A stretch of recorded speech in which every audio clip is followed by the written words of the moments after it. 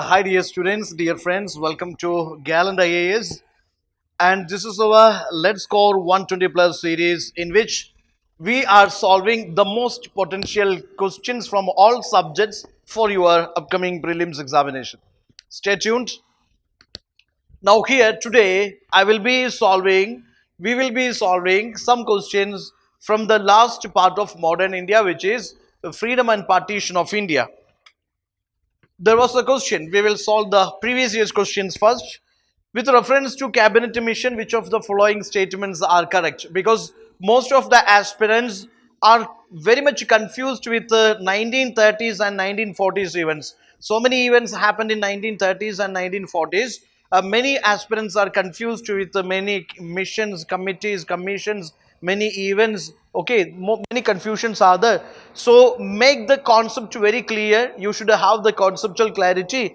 Cabinet mission, you focus on why the cabinet mission was sent to India, what was its constitution, or who all constituted that cabinet mission, the members of cabinet mission, the purpose, the objective of cabinet mission, recommendations, proposals of cabinet mission, and the responses, Indian responses to cabinet mission proposals. All these things are important for you.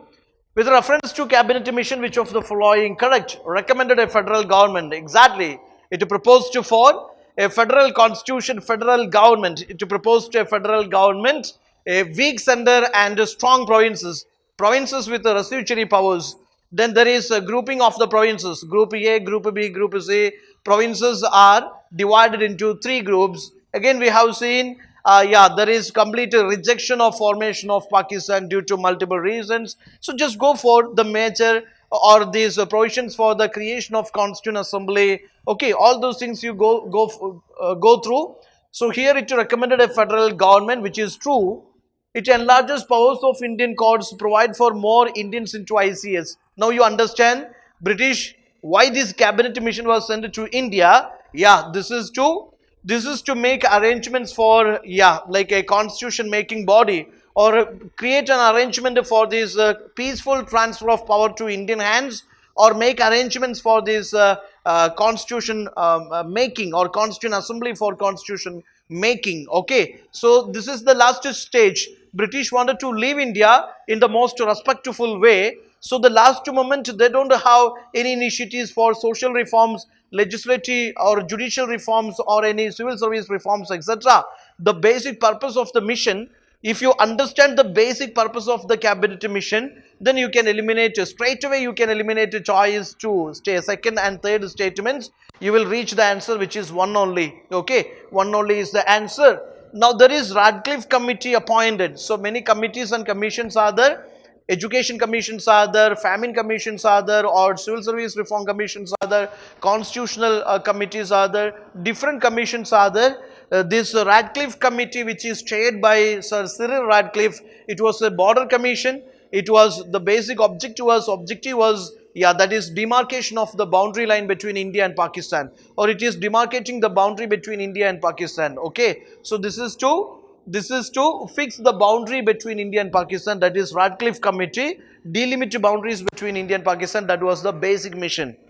With reference to Indian history, members of Constituent Assembly from provinces, according to cabinet mission, you see, the members of Constituent Assembly from the provinces, they were nominated, elected, or what? Directly elected by people, nominated by Indian National Congress, elected by Provincial Legislative Assembly, selected by government. So actually, yes, the Constituent Assembly, members of the Constituent Assembly, they were from the provinces, they were elected by the Provincial Legislative Assemblies. They were elected by Provincial Legislative Assemblies, and from the princely states, they were nominated. Okay. Now, which portfolio was held by Rajendra Prasad? Interim government, the first government by Indians. In that interim government, the portfolios of different members are important for you. Finance portfolio, or defense, or external affairs, or this like what is called a food and agriculture. Just go for the interim government and its members, ministers, and their portfolios. I have already done a video for that. Here Rajendra Prasad, food and agriculture. Now consider the following statements. Lord Mountbatten was the viceroy when Shimla conference took place.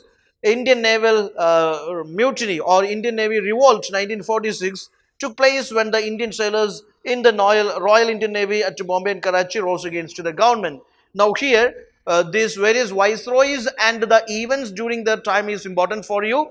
Lord Mountbatten, he came India, that is in the last time, towards the last time. Breakdown plan, that was the plan of Lord Wavell. Simla conference and this breakdown plan, all those Wavell plan, all those happened during the time of Lord Wavell.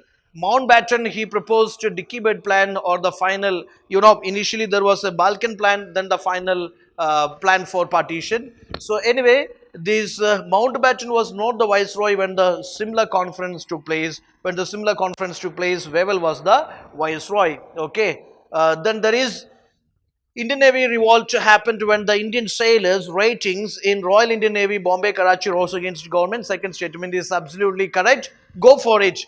The naval mutiny, the reasons, okay, the consequences that you study well. Now there is a question. Constituent Assembly of India was elected by provincial assemblies in the year 1946. Then Jawaharlal Nehru, M.A. Jinnah, Sardar Vallabhbhai Patel were members of Constituent Assembly of India. First session of Constituent Assembly of India was held in January 1947. Constitution of India was adopted on 26th January 1950. Now see the Delhi statement.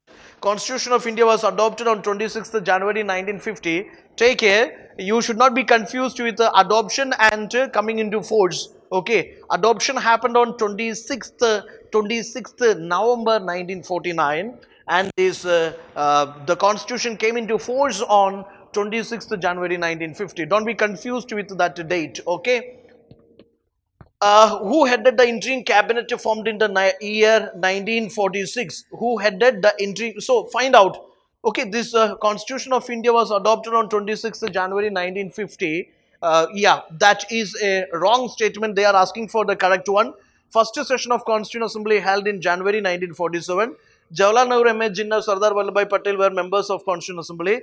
Constituent Assembly of India was elected by provincial assemblies in 1946. Now find out whether the second statement is correct or not, whether Jinnah was part of it or not. Okay, direct action day, communal violence, and so many things were happening.